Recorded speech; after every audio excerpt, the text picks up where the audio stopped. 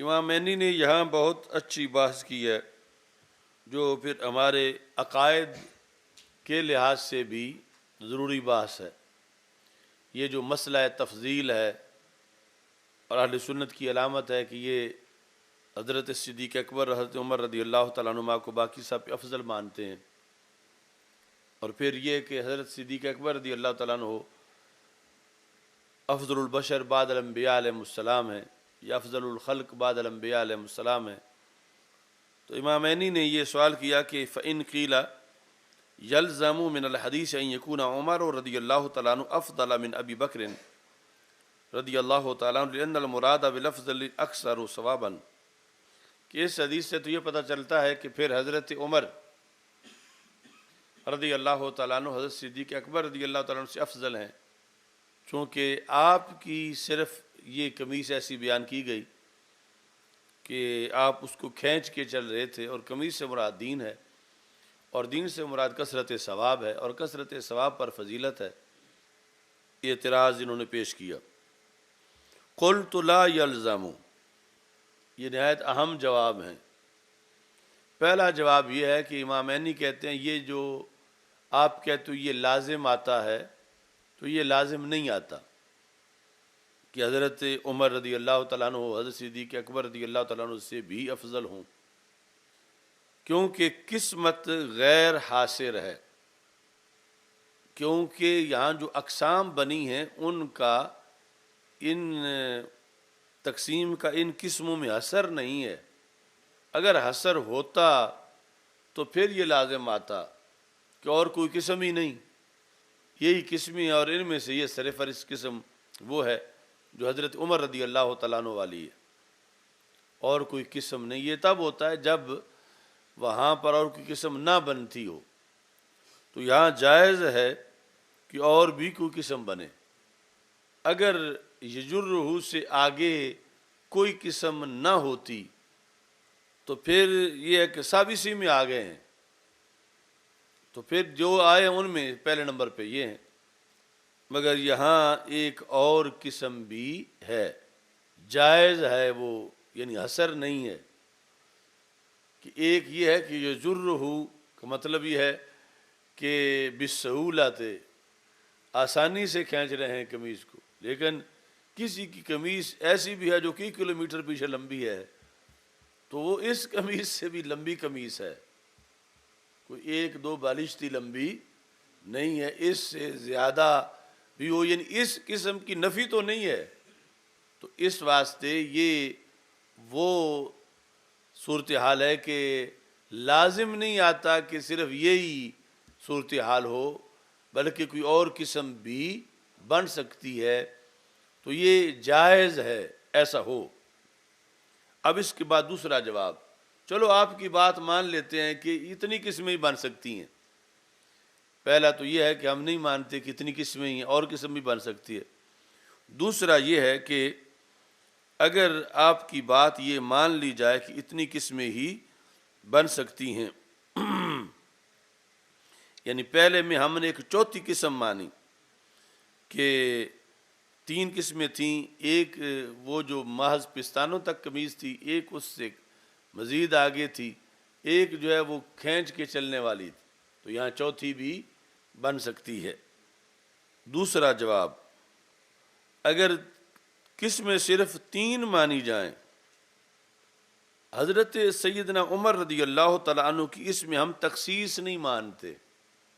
قسمیں پہلے تین نہیں مانتے، چوتھی بھی ہو سکتی ہے۔ چوتھی ہو تو پھر بھی یہ ضروری نہیں کہ ان کا نمبر پہلا ہو، کیونکہ پھر تو چوتھی والے کا نمبر پہلا ہوگا۔ اور اگر یہ مانے کہ قسمیں تین ہی ہیں تو پھر ہم ان کی تخصیص نہیں مانتے۔ تخصیص ہوتی تو پھر یہ ہے کہ صرف ان کی وہ قمیض آئی جو کھینچ کے چل رہے ہیں، اور کسی کی قمیض نہیں ہے، یعنی اس سے ان کی تو ثابت ہوگی اور کسی کی نفی نہیں ہوگی، ہم اس میں خصوصیت نہیں مانتے۔ اس کے آگے اگر ہم اس میں خصوصیت بھی مان لیں، جس طرح کے معترض کا تقاضا ہے کہ قسمیں بھی صرف اتنی ہی ہیں، تین ہی، اور ان میں حضرت عمر رضی اللہ تعالیٰ عنہ کی یہ خصوصیت ہے اس خواب کے لحاظ سے، اور کوئی ایسا نہیں ہے کہ جو قمیض کھینچ کے چل رہا ہو،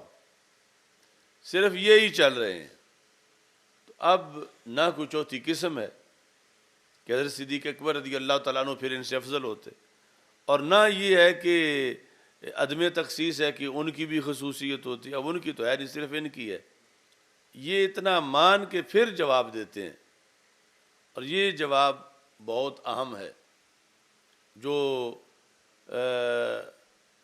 پہلے دونوں باتیں معترض کی مان کے پھر دیا جا رہا، وہ کیا ہے؟ اس پر آج جھگڑا ہے، یعنی یہ جو بات ہے، یہ بات ہے جو یعنی پہلے وہ فتنہ ویلیاں نے کی،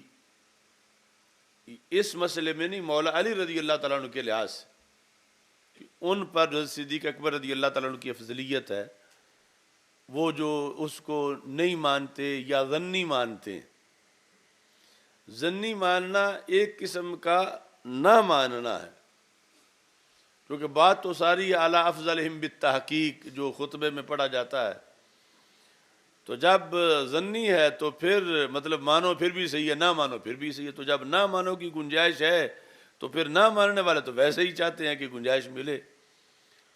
پھر ان کا یہ کہنا کہ نہیں افضل ہم بھی مانتے ہیں لیکن ظنی مانتے ہیں، افضلیت ہم بھی مانتے ہیں مگر ظنی مانتے ہیں، وہ ماننا نہ ماننا ہے، کیونکہ ظنی کا مطلب یہ ہے کہ جو نہ مانے وہ بھی ٹھیک ہے، تو اس میں ایک رستہ ہے، اور امت کا جو ہے اس پر اجماع ہے کہ یہ افضلیت قطعی ہے، جو حضرت صدیق اکبر رضی اللہ تعالیٰ عنہ کی باقی صحابہ پر سب پر افضلیت ہے۔ یہ افضلیت کون سی ہے؟ قطعی ہے، جس پر سب نے قطعی کا ہی ذکر کیا۔ اس واسطے یعنی قطعی ہونے کی وجہ سے امام صاحب نے، امام اعظم ابو حنیفہ رحمۃ اللہ علیہ نے اس کو سنی ہونے کی علامت ظاہر کیا، اور اس میں کہا نقر بأن افضل هذه الامت بعد نبیها ابو بکر ثم عمر ثم عثمان ثم علی رضی اللہ تعالیٰ عنہ، یہ ہم اقرار کرتے ہیں، یعنی باقاعدہ جس طرح حلف اٹھایا جاتا ہے کہ یہ اقرار کرے تو پھر سنی ہے ورنہ سنی نہیں ہے۔ اب یہ لوگ ہیں ظنی مان کے بھی سنی رہنا چاہتے ہیں، اور ادھر یعنی امت میں سب نے اس پر جو اصول میں لکھا شروع میں جو جس طرح بھی آ رہا یہ کہ یہ سب یہ عقیدہ قطعی ہے، عقیدہ ظنی نہیں ہے۔ اگر اس کو ظنی کہیں تو پھر کوئی یہ جو کہتے ہیں کہ ہم بھی مانتے ہیں افضل، ہم بھی مانتے ہیں صدیق اکبر رضی اللہ تعالیٰ عنہ کو مگر ظنی مانتے، تو ظنی ماننا نہ ماننا ہے، اس میں کوئی وہ احسان نہیں کر رہا ہے یہ بول کے کہ ہم افضل مانتے ہیں، جب ساتھی کہتے ہیں ظنی مانتے ہیں تو ظنی ماننا نہ ماننا یہ برابر ہے۔ اب یہاں وہ مسئلہ نہیں ہے مولا علی رضی اللہ تعالیٰ عنہ کے لحاظ سے، لیکن حضرت عمر رضی اللہ تعالیٰ عنہ کے لحاظ سے ہے، تو جن کی حضرت عمر رضی اللہ تعالیٰ عنہ کے لحاظ سے اتنی قطعی ہوگی، ان کی مولا علی رضی اللہ تعالیٰ عنہ کے لحاظ سے بطریق اولا قطعی ہوگی۔ اس واسطے یہ مقام بہت اہم ہے۔ تو اب علی سبیل التسلیم یہ بھی مان لیا کہ چوتھی قسم ہی نہیں بنتی، یہ بھی مان لیا کہ یہ حضرت عمر رضی اللہ تعالیٰ عنہ کے ساتھ خاص ہے، لیکن پھر بھی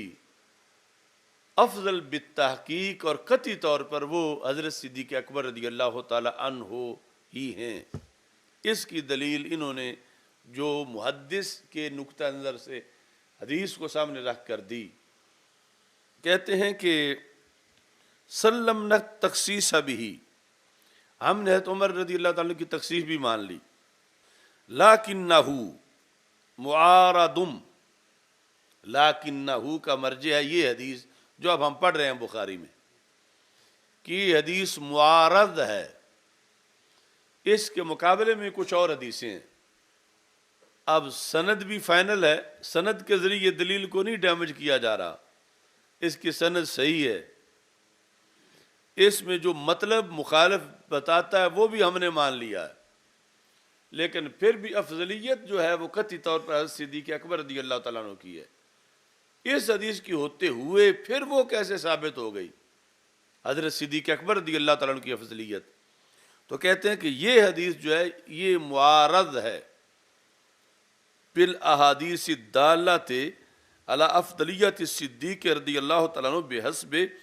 تواتر القدر المشترک بینہا، کہ یہ حدیث اس کا معارضہ کیا گیا، جو علم مناظرہ میں تم نے پڑھا ہے، اس کے معارض ہیں وہ ساری حدیثیں جو تواتر سے ہیں اور ثابت کرتی ہیں افضلیت حضرت صدیق اکبر رضی اللہ تعالیٰ عنہ کی، وہ حدیثیں اس حدیث کے کیا ہیں؟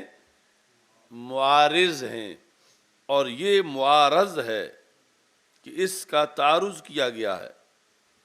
اور ان کو متواتر کہا جا رہا ہے من جہت المعنی، وہ حدیث وہ احادیث متواتر بالمعنی ہے۔ تو امامینی کہتے ہیں فدلیلکم احاد و دلیلنا متواتر، دلیلکم، کم سے مراد اب یہاں سائل کو سامنے رکھ کر جو کہہ رہے ہیں کہ حضرت عمر رضی اللہ تعالیٰ عنہ باقی سب سے افضل ہیں، حضرت صدیق اکبر رضی اللہ تعالیٰ عنہ سمیت، کہا تمہاری دلیل جو ہے وہ احاد سے ہے، تمہاری دلیل خبر واحد ہے، وَدَلِيلُنَا مُتَوَاتِرٌ، اور ہماری دلیل متواتر ہے۔ پہلے سب سے کہا کہ یہ تمہارا موقف تب بنتا ہے جب چوتھی قسم نہ بنے، تو یہاں تو چوتھی قسم ہے۔ پھر کہا چلو مان لیتے چوتھی قسم نہیں بناتے ہم، اگرچہ گنجائش ہے اس جواب کی بھی، لیکن یہ علی سبیل تسلیم، چلو یہ بات بھی تمہاری مان لیتے ہیں کہ چوتھی قسم نہیں بنتی۔ پھر تو یہاں خصوصیت نہیں ہے عمر رضی اللہ تعالیٰ عنہ کی، ہو سکتا ہے ایسی قمیض کسی اور کی بھی ہو۔ پھر کہا چلو تمہاری مان لیتے ہیں، خصوصیت بھی ان کی ہے کہ ان کی صرف اس طرح کی ہے۔ تو اس کے بعد یہ ہے کہ یہ حدیث، اس کی سند بھی ہم نے تمہاری مان لی، اس کا مطلب جو تم کہتے ہو وہ بھی تمہارا مان لیا، لیکن پھر بھی جو افضلیت صدیق اکبر رضی اللہ تعالی عنہ ہے اس کا قطعی ہونا نہیں ٹوٹا، وہ پھر بھی ثابت ہے۔ یہ حدیث اس کا مقابلہ نہیں کر سکتی، کیونکہ یہ خبر واحد ہے اور وہ افضلیت متواتر بالمعنی سے ثابت ہے، اور خبر واحد متواتر کا مقابلہ نہیں کر سکتی۔ تو تمہاری ساری باتیں مان کے بھی پھر حضرت عمر رضی اللہ تعالیٰ عنہ کی باقی پر تو افضلیت مان لیں گے، مگر حضرت صدیق اکبر رضی اللہ تعالیٰ عنہ پر افضلیت نہیں مانیں گے، چونکہ یہ ان کی خبر واحد سے ثابت ہو رہی ہے اور ان کی متواتر بالمعنی سے ثابت ہو رہی ہے، اور متواتر جو ہے وہ راجح ہے خبر واحد پر۔ تو اس بنیاد پر جو ہے وہ افضلیت قطعی ہے، وہ تواتر سے ثابت ہے، اور اس افضلیت کے مقابلے میں یہ حدیث پیش نہیں کی جا سکتی۔ تو اب یعنی دلائل کے لحاظ سے جب اتنی وزنی حدیث جو افضلیت عمر رضی اللہ تعالیٰ عنہ پر تھی، وہ افضلیت صدیق اکبر رضی اللہ تعالیٰ عنہ کا مقابلہ نہیں کر سکتی، تو نیچے پھر افضلیت مولا علی رضی اللہ تعالیٰ عنہ کی جو حدیثیں ہیں وہ افضلیت صدیق اکبر کے مقابلے میں کیسے لائی جا سکیں گی؟ یعنی ان سے یہ تواتر کیسے ٹوٹے گا، جبکہ حضرت عمر رضی اللہ تعالیٰ عنہ والی افضلیت جو نیچے پر اتنے دبدبے پر ساتھ تھی، لیکن آگے آ کر وہ اس تواتر کو نہیں توڑ سکی، اور تواتر پھر بھی یہی رہا۔ اور یہ بھی اس میں یہ بات سامنے آئی کہ یہ جو مسئلہ تفضیل ہے، اس میں جن پر تفضیل ہے ان کے لحاظ سے کسی طرح کا کوئی بغض شامل نہیں ہے۔ اب وہ روافض حضرت عمر کے بارے میں تو ہمیں نہیں کہہ سکتے کہ تمہیں جو ہے چونکہ عمر سے بغض ہے اس واسطے تم ابوبکر صدیق رضی اللہ تعالیٰ عنہ کی افضلیت جو وہ ثابت کر رہے ہو یا بنا رہے ہو۔ تو یہ ایک نفس الامر میں ایک چیز ہے، اس کو ہمارے محدثین نے یہاں سے ہی اپلائی کیا کہ دیکھو یہاں دیکھ لو، اور اس صورتحال میں یہ لفظ امامینی کے آپ فرماتے ہیں کہ فدلیلکم احاد، کم سے مراد ہے جو اس وقت قائل معترض بنا ہوا ہے حضرت عمر رضی اللہ تعالیٰ عنہ کی افضلیت ثابت کرنے کے لیے، کہ حضرت عمر رضی اللہ تعالیٰ عنہ کی افضلیت کی دلیلیں احاد ہیں، ودلیلنا متواتر سلمنا التساوی بین الدلیلین۔ یہ چوتھا جواب ہے کہ اگر تم یہاں شور مچاؤ، نہیں دلیلیں ایک طرح کی ہیں، دلیلیں بھی برابر ہیں، یعنی یہ خبر واحد اور تواتر والا بھی فرق نہیں، دونوں ہی خبر واحد ہیں مثال کے طور پر، یا دونوں ہی متواتر ہیں، یہاں جا کر بھی پھر آگے امامین نے کہا بات وہی ہے جو ہم کہتے ہیں کہ افضلیت حضرت صدیق رضی اللہ تعالیٰ عنہ کی قطعی ہے، یعنی اتنی چھوٹ دی، نہ اثر پر ضد کی چلو ٹھیک ہے تم کو یہی قسمیں بنتی ہیں، پھر تخصیص پر بھی ضد نہیں کی چلو حضرت عمر رضی اللہ تعالیٰ عنہ کی خصوصیت ہے، پھر دلیل پر بھی جبکہ یہ بات واضح تھی کہ ہماری متواتر تھی، تمہاری خبر روایت تھی، ہم نے تمہارا کہنا مان لے چلو برابر ہیں، دلیلیں بھی برابر ہیں، لیکن پھر بھی افضلیت حضرت صدیق اکبر رضی اللہ تعالیٰ عنہ کی قطعی ہے۔ کیسے؟ چوتھے نمبر پر کہتے ہیں کہ اس طرح سلمنا التساوی بین الدلیلین، ہم نے دونوں دلیلوں کی تساوی مان لی تمہارے کہنے پر، حقیقت میں نہیں مان لی علی سبیل التسلیم، لیکن الاجماع منعقد علی افضلیتہ وہو دلیل قطعی وہذا دلیل ظنی والظن لا یعارض القطع۔ تینوں باتیں تمہاری مان کے بھی افضلیت صدیق اکبر قطعی ہے، یہ نہیں ٹوٹی، چلو دلیلیں بھی برابر ہوئی لیکن ان کی افضلیت پر تو کوئی اجماع نہیں ہے، حضرت عمر رضی اللہ تعالیٰ عنہ کی افضلیت پر، اور حضرت صدیق اکبر رضی اللہ تعالیٰ عنہ کی افضلیت پر اجماع ہے، اور جب ان کی افضلیت پر اجماع ہے تو ان کی افضلیت جو ہے حضرت عمر رضی اللہ تعالیٰ عنہ کی وہ ظنی ثابت ہوئی اور اجماع والی قطعی ثابت ہوئی، اور ظن تو قطع کے مقابلے میں نہیں آ سکتا، تو پھر بھی افضلیت صدیق اکبر رضی اللہ تعالیٰ عنہ نہیں ٹوٹ سکی، چونکہ افضلیت صدیق اکبر رضی اللہ تعالیٰ عنہ اجماع سے ثابت ہے، یہ اجماع سے ثابت ہے، یعنی اس اجماع کی بنیاد پر ہی بیعت کی گئی، افضلیت صدیق اکبر رضی اللہ تعالیٰ عنہ کے اجماع کی وجہ سے ان کے ہاتھ پر بیعت کی گئی، یا افضلیت صدیق اکبر پر اجماع تھا اس جہت میں بھی جو سارے پیچھے کھڑے تھے، جب سرکار دو عالم صلی اللہ علیہ وسلم نے مصلی ان کو دیا تھا تو کسی نے بھی اختلاف نہیں کیا تھا کہ میں پیچھے نہیں پڑھوں گا یا کسی اور کو کھڑا کرو جن سے بھی افضل ہے۔ تو افضلیت صدیق اکبر رضی اللہ تعالیٰ عنہ پر وہ اجماع بھی ہے، پھر سقیفہ بنی ساعدہ والا بھی ہے، اور یہ اجماع کہاں پلس ہے اس دلیل کے ساتھ جو حضرت عمر رضی اللہ تعالیٰ عنہ والی ہے۔ حضرت عمر تو سارا وزن اپنا خود اس پلڑے میں ڈال کے کھڑے، تو یہ لفظ انہوں نے استعمال کیے جو قابل غور ہیں، کہ جس میں یہ کہا کہ لیکن الاجماع منعقد علی افضلیاتی، تینوں باتیں پہلی اب چھوڑ دو، اب چوتھی پہ آ جاؤ، دلیلیں بھی برابر ہیں لیکن ادھر اجماع منعقد نہیں ہے، اور حضرت صدیق اکبر رضی اللہ تعالیٰ عنہ کی افضلیت پہ اجماع منعقد ہے، وہو دلیل قطعی، اور یہ اجماع قطعی دلیل ہے، وہذا دلیل ظنی، اور اس حدیث میں جو خواب والا ابھی گزر رہا ہے افضلیت عمر رضی اللہ تعالیٰ عنہ پر، یہ تمہارے کہنے پر ہم نے ساری باتیں مان لیں تینوں مقامات پر، لیکن پھر بھی یہ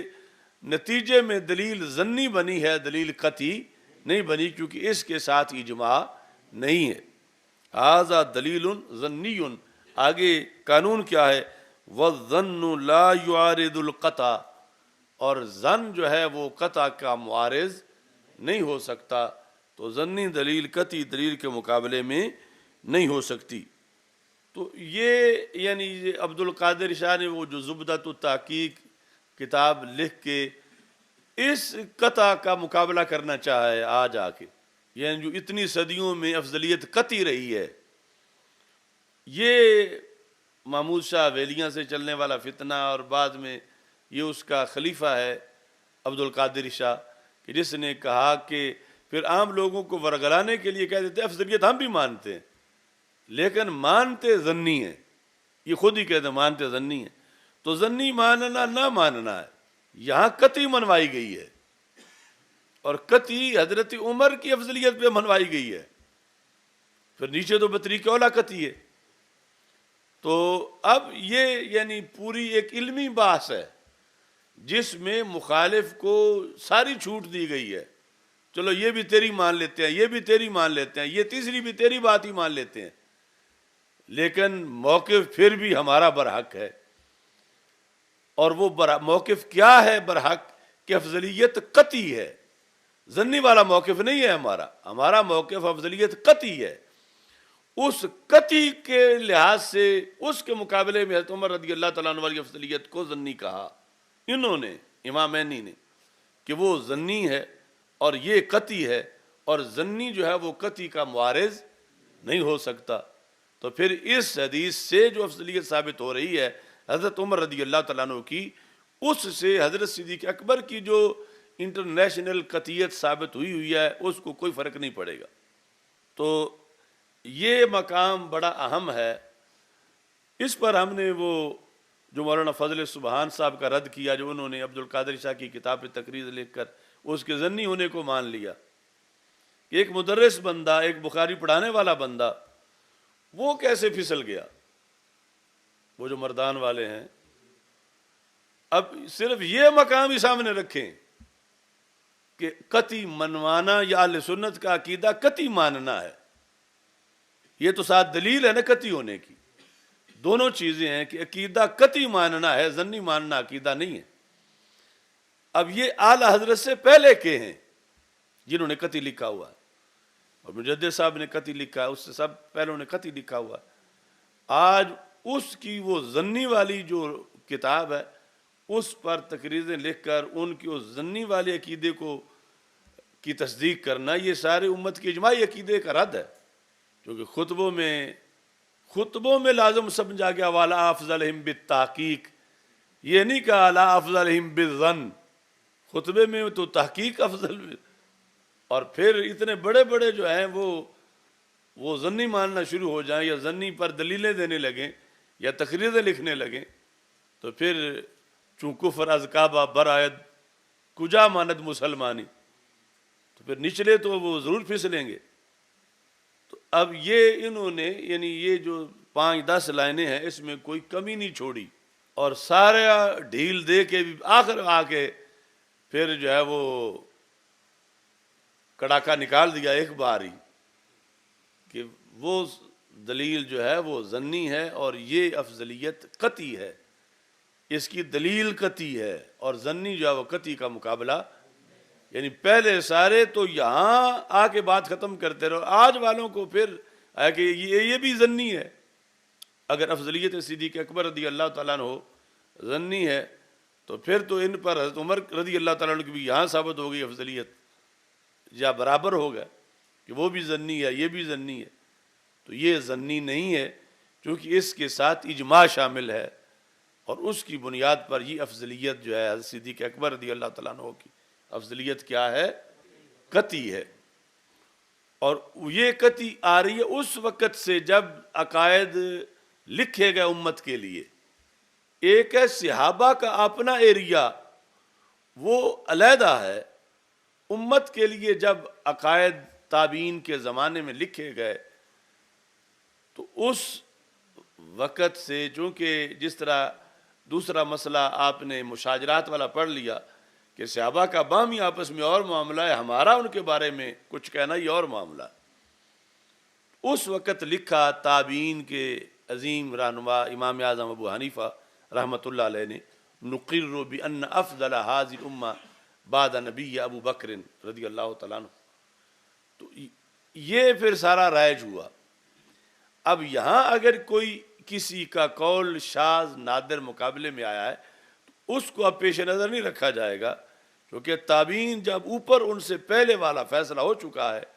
تو بعد والا اگر کوئی کسی منطقی نقطہ نظر پر آ کر کہیں جو اس کا قول اس کے معارض بھی ہو تو اس کی کوئی حیثیت نہیں ہوگی۔ جب امام اعظم ابو حنیفہ پہلے اپنی کتاب وصایا میں، کتاب الوصیہ کے اندر اس بات کی وضاحت کر چکے ہیں، تو اب کوئی 5ویں صدی کا امام یا 6 کا یا 7ویں کا کوئی ایک آدھ قول کسی کا ایسا ہو تو امام صاحب کے مقابلے میں اس کی کیا حیثیت ہوگی، یا دوسرے ہزاروں لاکھوں ائمہ کے مقابلے میں اس کی کیا حیثیت ہوگی۔ تو یہ قطعی ہی مانا گیا جب سے یہ عقیدہ یعنی تابعین سے عقائد منظم لکھے گئے اس وقت سے۔ اب امام عینی نے پھر بھی نہیں چھوڑا، آگے بھی ایک مرحلہ بھی ہے۔ جب یہاں بات آئی نا کہ اجماع اس پر ہے، اجماع اس پر ہے، تو اس پر پھر اعتراض ہوا۔ کہتے ہیں کیف یقال الاجماع منعقد علی افضلیت الصدیق رضی اللہ تعالی عنہ کیسے تم کہتے ہو کہ اجماع منعقد ہے؟ افضلیت صدیق اکبر رضی اللہ تعالیٰ عنہ پر تم نے آ کے یہ خلاصہ بنایا کہ کیا ہے، اجماع منعقد ہے۔ حضرت عمر رضی اللہ تعالیٰ عنہ کی افضلیت پر اجماع نہیں، تو اجماع کی بیس پہ اب ادھر پلہ بھاری ہو گیا ہے۔ تو کہتے ہیں کیسے تم کہتے ہو کہ اجماع منعقد ہے؟ وَقَدْ أَنْكَرَ ذَلِكَ طَائِفَةُ الشِّيَّةِ وَالْخَوَارِجِ مِنَ الْعُثْمَانِيَّةِ، کہ دو دھڑے ہیں جنہوں نے اس افضلیت کا انکار کیا ہے۔ پہلے دو ہی تھے، اب یہ تیسرا فتنہ ویلیاں ہے، اور اس کے پھر مؤیدین ہیں۔ یعنی امام علی کہتے ہیں کیسے تم کہتے ہو اجماع ہے؟ انہوں نے پھر سارا یعنی معترض نے کہا کہ تم کیسے کہتے ہو کہ اجماع منعقد ہے؟ اس وقت کی کائنات میں منکر اجماع افضلیت صدیق اکبر رضی اللہ تعالیٰ عنہ دو دھڑے ہی تھے، یہ حویلیاں والا نہیں تھا۔ وہ پہلا کون ہے؟ شیعہ، اور دوسرا خوارج کی جو شاخ ہے نا ناسبیت، اس میں پھر ناسبی جو ہے ان کی دو قسمیں ہیں، ناسبیت العراق اور ہیں، ناسبیت الشام اور ہیں۔ تو جو ناسبی عثمانی جن کو کہا جاتا ہے، وہ بھی حضرت صدیق اکبر رضی اللہ تعالیٰ عنہ کی افضلیت کے منکر ہیں۔ تو اس واسطے یہ دو دھڑے جن کو یہاں انہوں نے شیعہ کہا اور دوسرا خوارج عثمانیہ کہا، تو معترض کہتا ہے وہ تو مانتے نہیں، تم کہتے ہو اجماع ہے۔ ان کے نہ مانتے ہوئے اجماع کیسے ہے؟ اجماع تو تب بنے گا اجماع امت جب وہ بھی مانے، وہ جب نہیں مانتے تو تم کیسے اس کو اجماع بنا بیٹھے ہو؟ جواب لأننا نقول لا اعتبار بمخالفت اہل الضلال، یعنی بندے دے پترا دے اجماع دی گالے نہ دی گالی نہیں، یعنی وہ اجماع جو اہل ہدایت کا اجماع ہے، اہل دلال کی تو کوئی بات ہی ہم کہہ ہی نہیں رہے کہ ان کا اجماع ہے۔ اجماع ہوتا ہے حق پرستوں کا، ہدایت والوں کا، اور اہل دلال کی تو اجماع میں سیٹ ہی کوئی نہیں کہ یہ بھی ہاتھ کھڑا کرتے ہیں قائل ہیں یا نہیں، ان کی تو یہاں نمائندگی نہیں ہے۔ اس پارلیمنٹ میں ہدایت والوں کی نمائندگی ہے، اور سب اہل ہدایت امت کے اس پر متفق ہیں، سوائے دو دھڑے وہ اور تیسرا فتنہ حویلیاں، یعنی ان کے سوا اور کوئی اس اجماع کا منکر نہیں ہے، اور ان کے انکار سے اجماع کی صحت کو کوئی اثر نہیں، کیونکہ اجماع اہل ہدایت کا ہے، اہل دلال کا تو کوئی کسر چھڑی ہے امام نہیں۔ اجماع جو ہے وہ اہل ہدایت کا ہے،